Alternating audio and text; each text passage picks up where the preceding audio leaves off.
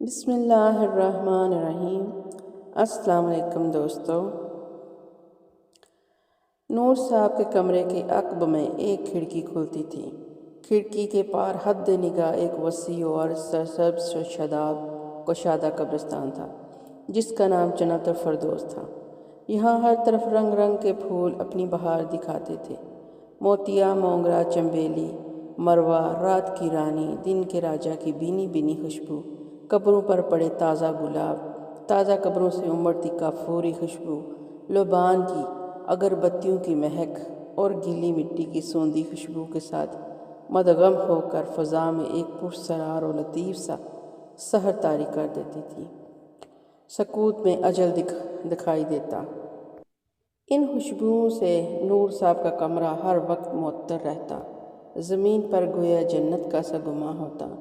نور صاحب روزانہ فجر کے بعد یہ کھڑکی کھولتے اور پھر ذکر و اذکار اور چاشت کی نماز کے بعد سورج کی تمازن مسود ہوتے ہی کھڑکی بند اور پردہ گرا دیتے، پھر یہ کھڑکی سرے شام ہی کھلتی۔ نور صاحب کی اوائل عمری ہی سے ایک تمنا تھی کہ ان کا ایک چھوٹا سا خوبصورت سا گھر ہو، مگر زندگی کاروباری جمیلوں میں گزرتی چلی گئی۔ فرصت ملی نہ ہی استطاعت، جوانی میں جو کمایا خرچ کر دیا۔ پھر اسی دوران 4 بچیوں کی اللہ تعالیٰ نے خوش اسلوبی سے شادیاں کروا دی۔ بچے پڑھ لکھ کر برسر روزگار ہو گئے۔ شباب اپنا جوبن بتا کر رخصت ہو چکا تو پیرانے سالی دروازہ کھٹکھٹانے لگی، مگر کھڑکی والے دل کی آرزو دل ہی دل میں جوان ہو رہی تھی، بلکہ مچلنے لگی تھی۔ جو کچھ پس انداز کیا تھا اتنا نہ تھا کہ اپنے خوابوں کا مسکن تعمیر کر سکے، جو اپنے دامن میں وسیع باغ بھی رکھتا ہو۔ ایک شب دونوں میاں بیوی اسی شش و پنج اور جوڑ توڑ میں مصروف تھے کہ ان کا بڑا بیٹا ڈاکٹر فخر، جو کہ شہر کا مشہور کارڈیالوجسٹ تھا، کمرے میں داخل ہوا۔ فخر اپنے بابا کا فخر تھا، ان کی امیدوں کا مرکز اور تمناؤں کا محور۔ فخر بہت ہی سعادت مند اور فرمانبردار بیٹا تھا، اپنے ماں باپ کی خوشی ہی میں اپنی خوشی ڈھونڈتا۔ اس کو اپنے بابا کے سپنے پورے کرنے کی فکر دامن گیر رہتی تھی۔ فخر نے کچھ دیر اپنے بابا کے ہلکے ہلکے ٹانگیں دبائیں اور پھر بتایا کہ میرا دوست اپنا گھر بیچ کر انگلینڈ شفٹ ہو رہا ہے۔ ٹاؤن ہاؤس ہے، نیچے ڈائننگ، وسیع لاؤنج اور ایک الگ تھلگ کمرہ جس کی کھڑکی وسیع اور سرسبز و شاداب باغ میں کھلتی ہے۔ قیمت بہت ہی مناسب ہے، اللہ نے چاہا تو بآسانی انتظام ہو جائے گا، ادائیگی کے لیے مہلت بھی مل جائے گی۔ دوست کو کوئی جلدی نہیں ہے، مکان بالکل ایسا ہی ہے جیسا بابا کے تخیل کو حقیقت کا روپ دے دیا گیا ہو، بس ذرا سا مسئلہ ہے، وہ آپ چل کر خود دیکھ لیں۔ فخر کچھ کہتے کہتے رک سا گیا۔ نور صاحب کی تو جیسے دل کی مراد پوری ہوتی نظر آئی، بیٹے کا ماتھا چوما اور اسے گلے سے لگا لیا۔ اگلے دن پوری فیملی گھر دیکھنے گئی۔ گھر کیا تھا، بالکل نور صاحب کا سپنا حقیقت کا روپ دھاری کھڑا تھا۔ سب چیزیں بالکل پرفیکٹ تھی۔ علیحدہ کمرہ، کمرے میں ایک بھی کھڑکی سے جھانکتا ہوا سرسبز و شاداب جنت نظیر باغ، مگر جو بات بالکل غیر متوقع تھی وہ تھا باغ سے جڑا ہوا قبرستان۔ بس یہ ملحقہ قبرستان قطعی اضافی تھا جو سپنوں میں کبھی بھی شامل نہ رہا تھا۔ یہی وہ بات تھی جو فخر نے گول کر دی تھی۔ یہ منظر دیکھ کر نور صاحب کو ایک دم جھٹکا تو لگا، مگر لبے بام فقط 2 ہاتھ کے فاصلے پر چھوڑنا بھی گوارا نہ تھا۔ بیگم نے دبے لفظوں میں خوف کا احساس دلایا، مگر نور صاحب فیصلہ کر چکے تھے۔ یوں سمجھے کہ ایک نئی دنیا نور صاحب کی منتظر تھی۔ بابا کلندر کہتے ہیں کہ جس چیز کو ہم موت کہتے ہیں اس میں بھی ایک وسیع دنیا آباد ہے۔ اس دنیا میں بھی زندگی اپنے تمام رنگوں کے ساتھ حرکت میں ہے۔ ہم نے چونکہ اس کو خوف کی علامت بنا دیا ہے، اس لیے اندھیرے میں روشن یہ دنیا ہم پر منکشف نہیں ہوتی۔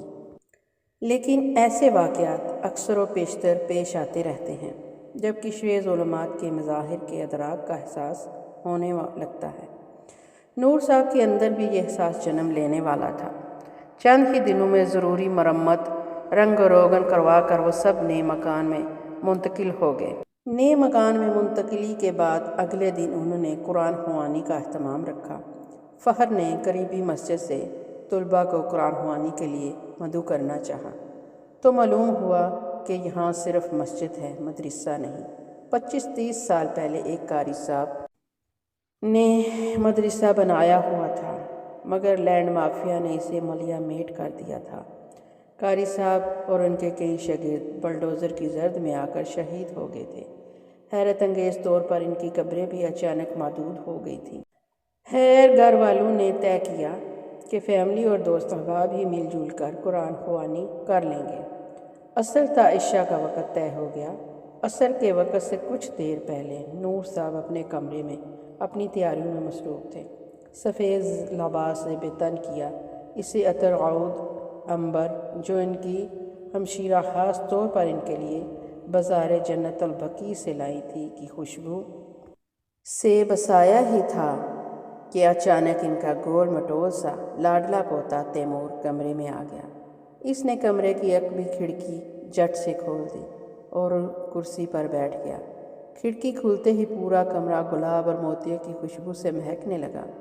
نور صاحب نے لاڈلے پوتے کو پیار بھری نظروں سے دیکھا، مگر وہ تو کسی اور ہی دنیا میں مگن تھا۔ اس کی گول مٹول آنکھیں پورے کمرے کا طواف کر رہی تھیں۔ اچانک کہنے لگا، دادا جان، وہ دیکھے موٹا سا بچہ مجھے دیکھ کر کتنا خوش ہو رہا ہے۔ اس کو اندر بلا لے، میرا دوست بنے گا، میں اس کے ساتھ کھیلوں گا۔ دادا جان، یہ دیکھیں اس بچی کو، یہ میرے ٹوائے سے کھیل رہی ہے۔ نور صاحب نے حیرت سے کھڑکی کے پار دیکھا، کمرے میں نظریں دوڑائیں، مگر کچھ نظر نہ آیا۔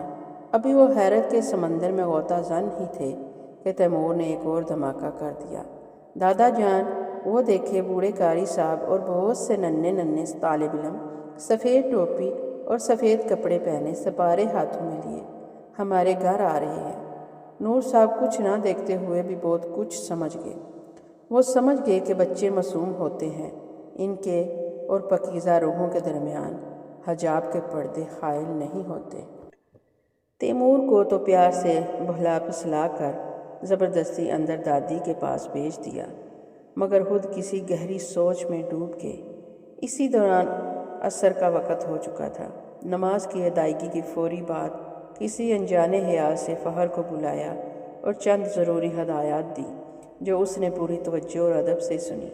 فہر نے 2 دیگیں قورمہ و بریانی کی مزید آرڈر کر دیں، ساتھ میں مٹھائیاں، گلاب جامن، رس گلے، چمچم، قلاقند اضافی آرڈر کر دیں۔ لبان کی اگربتیاں منگوا کر گھر میں سلگا دیں۔ کچھ ہی دیر میں گھر میں لبان کے ساتھ ساتھ کافور اور تازہ گلاب کی پتیوں کی انجانی مدر خوشبو بھی خود بخود مہکنے لگی۔ گھر بھر میں ایک انجانی سے چہل پہل محسوس ہو رہی تھی، جبکہ مہمانوں کی آمد تو ابھی شروع بھی نہیں ہوئی تھی۔ اگست کے عالم میں حبس میں بھی عجیب ٹھنڈک سی نور صاحب کے جسم میں اترتی ہوئی محسوس ہونے لگی۔ قرآن خوانی جاری تھی کہ یکدم بجلی چلی گئی۔ سناٹا طاری ہو گیا۔ سناٹے میں ہلکی سی آہٹ ہوئی۔ دھیرے سے مرکزی دروازہ کھلا۔ سفید براق لباس اور سرخ عمامے میں ملبوس ایک انتہائی نورانی شکل و صورت کے بزرگ اندر داخل ہوئے۔ ایک نور کا خالہ سا ان کے گرد طواف کر رہا تھا۔ بجلی گئی ہوئی تھی، مگر اچانک فانوس پوری آب و تاب سے روشن ہو گیا ہو، جیسے اچانک 440 وولٹ کا ہائی وولٹیج آ گیا ہو۔ یہ دیکھ کر نور صاحب کو حیرت کے جھٹکے لگ رہے تھے، مگر انہوں نے خود پر قابو رکھا۔ بزرگ نے عربی لحن میں تلاوت شروع کر دی۔ لہجہ ایسا شریں تھا کہ ماحول پر ایک پرکیف وجد طاری ہو گیا۔ وقت جیسے تھم سا گیا۔ حضرت نے گلگیر لہجے میں دعا فرمائی۔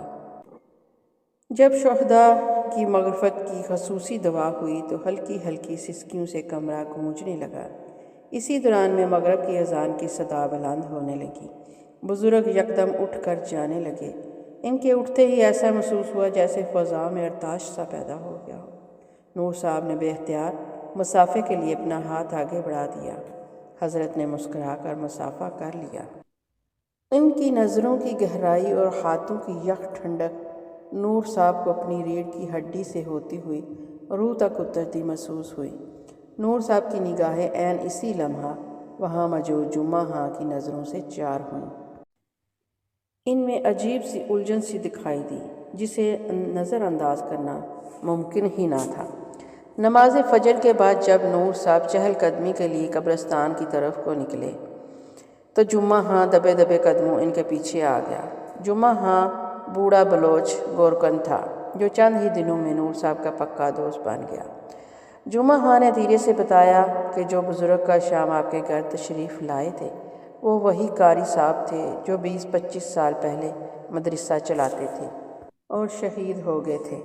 نور صاحب کی ریڑھ کی ہڈی تک میں سنسناہٹ محسوس ہونے لگی۔ قرآن پاک میں سورہ العمران کی آیت ذہن کے نہال خانوں میں جگمگانے لگی۔ جو لوگ اللہ کی راہ میں قتل ہوئے ان کو مردہ ہرگز گمان نہ کرو، بلکہ وہ اپنے رب کے پاس زندہ ہیں اور انہیں روزی مل رہی ہے۔ وہ سمجھ چکے تھے کہ باغیچے کی کھڑکی کا سپنا انہیں کسی اور ہی دنیا سے جوڑ چکا ہے۔ اس جوڑ میں نور صاحب خود تیمور اور جمعہ ہاں ان کے ساتھی تھے۔ پھر تو یہ روز کا معمول بن گیا۔ چھوٹے موٹے واقعات ان کی زندگی کا حصہ بنتے چلے گئے۔ ہر جمعرات کو گھر میں روح پرور محفل کا انعقاد ہونے لگا، جس کی خاص بات یہ تھی کہ جب پورے علاقے کی بجلی بند ہوتی نور صاحب کا گھر بقیہ نور بنا ہوتا۔ نئے گھر میں منتقل ہوئے 5 ماہ ہی گزرے تھے کہ اچانک ایک ایسا واقعہ پیش آیا جس نے نور صاحب کی زندگی کو یکسر بدل ڈالا۔ دسمبر کی سرد اور اندھیری رات تھی۔ ایسی سرد راتیں کراچی والوں کے نصیب میں کم ہی آتی ہیں۔ نور صاحب لحاف اوڑھے سو رہے تھے۔ سونے سے پہلے ان کا معمول تھا کہ آیت الکرسی پڑھتے اور کھڑکی کی چٹکنی لگانا نہ بھولتے۔ اس روز بھی ایسا ہی ہوا تھا۔ رات کے آخری پہر نور صاحب کو کمرے میں تپش سی محسوس ہوئی، جیسے کہیں آگ جل رہی ہو۔ وہ گرمی سے پسینے میں شرابور ہو گئے۔ لحاف اتار دیا۔ اٹھ کر پنکھا چلانے کی ہمت ہوئی نہ ہی جسم میں سخت تھی۔ لیٹے لیٹے استغفار کا ورد کرتے رہے۔ کھڑکی روشن تھی جیسے قریب ہی لاوا جل رہا ہو۔ آف و افغاں کی ہولناک آوازیں صاف سنائی دے رہی تھیں۔ پلنگ ہلتا محسوس ہو رہا تھا۔ خوف سے دم نکلا جا رہا تھا کہ اسی خوف کے عالم میں کہیں دور سے اذان کی صدا بلند ہوئی۔ یکدم گرمی جیسے فنا ہو گئی۔ موسم ویسے ہی یخ بستہ ہو گیا جیسے اس کو ہونا چاہیے تھا۔ نور صاحب فوراً کلمہ استغفار پڑھ کر اٹھ بیٹھے۔ بے ساختہ ان کی نظر کھڑکی پر پڑی جو چوپٹ کھلی تھی۔ سرد موسم میں بھی ماتھے پر پسینہ آ گیا۔ وضو کر کے قبرستان میں بنی کچی سی مسجد میں نماز کے لیے جا پہنچے۔ نماز کے بعد ذکر و اذکار سے فارغ ہوئے تو جمعہ ہاں سلام کے لیے آگے بڑھا۔ اس کے سپاٹ جھریوں زدہ چہرے پر وحشت و خوف کے سائے لرزاں تھے۔ چہل قدمی کے دوران وہ نور صاحب کے کمرے کی کھڑکی کی طرف ایک تازہ قبر پر پہنچ کر ٹھہر گیا۔ تازہ قبر پر دراڑیں ایسے پڑی تھیں جیسے حال ہی میں زلزلے کا بھوچال آیا ہو۔ حاجی صاحب یہ میت کل پرائیویٹ ہسپتال والے لائے تھے۔ یہ کسی متعدی بیماری کا مریض تھا۔ گھر والوں نے تجہیز و تکفین میں بھی شریک ہونے سے صاف انکار کر دیا۔ ہاسپٹل کا عملہ بھی اپنی جان چھڑا کر بھاگ گیا۔ جنازہ بھی نہیں ہوا۔ جاتے جاتے عملے کا ڈرائیور بات کر رہا تھا کہ یہ راجہ شاہد کی میت ہے۔ راجہ شاہد کا نام سن کر نور صاحب چونکے، ماضی کی کسی گہری سوچ میں ڈوب گئے۔ ماضی، حال اور مستقبل الگ الگ نہیں ہے بلکہ مختلف کیفیات کا نام ہے جو وقتاً فوقتاً انسان پر طاری ہو جاتی ہیں۔ راجہ شاہد ایک پراپرٹی ٹائکون تھا۔ وہ نور صاحب کے بچپن کا دوست رہا تھا مگر کینہ پرور، مکار اور احسان فراموش شخص تھا۔ اس نے نور صاحب کی وفاداری، نرم گفتاری اور اندھے اعتماد کا ناجائز فائدہ اٹھایا اور ایک موقع پر نور صاحب کی تمام جائیداد کاروبار پر قابض بھی ہو گیا، جس کی وجہ سے نور صاحب طویل عرصہ سخت مالی مصائب سے دوچار رہے۔ بیواؤں یتیموں کی جائیداد پر قبضہ کرنا راجہ کا محبوب مشغلہ تھا۔ آہیں، بد دعائیں، سسکیاں سب اس کے لیے بے معنی تھی۔ راجہ کا ایک ہی تکیہ کلام تھا جو وہ لوگوں پر اپنی خدا خوفی کا بھرم قائم کرنے کے لیے بولتا۔ مجھے اپنی قبر میں بھی جانا ہے۔ کہتا تو وہ سچ تھا مگر حق کو دل سے مانتا نہ تھا۔ جس کا انجام نور صاحب نے رات اپنی آنکھوں سے دیکھ بھی لیا۔ ان کی آنکھوں میں نمی تیر گئی۔ جمعہ ہاں کے ساتھ مل کر فاتحہ خوانی کی اور دعا کے لیے ہاتھ اٹھا دیے اور ایک سرسبز ٹہنی قبر میں پوست کر دی۔ جاتے جاتے ہلکے سے قبر کے سہرانے جا کر بولے، میں نے تمہیں معاف کر دیا، اللہ بھی تمہیں معاف کرے۔ انہوں نے سوچا شاید اس طرح کچھ اس کے عذاب میں تخفیف ہو جائے۔ نور صاحب کے دماغ میں آقا کریم صلی اللہ علیہ وآلہ وسلم کا فرمان جگمگا رہا تھا کہ قبر جنت کے باغوں میں سے ایک باغ ہے یا جہنم کے گڑھوں میں سے ایک گڑھا۔ نور صاحب کے کمرے کی کھڑکی اب شب بھر کھلی رہتی، کیونکہ مستقبل میں اس دنیا اور ایسی بے شمار دوسری دنیاؤں کے اسرار اور رموز اسی کھڑکی کے راستے نور صاحب پر اشکار ہونے تھے۔ دوستو، آپ کو کہانی یقیناً پسند آئی ہوگی، تو اگلی کہانی تک کے لیے مجھے اجازت دیجیے گا۔ اپنی دعاؤں میں یاد رکھیے گا۔ تب تک کے لیے اللہ حافظ۔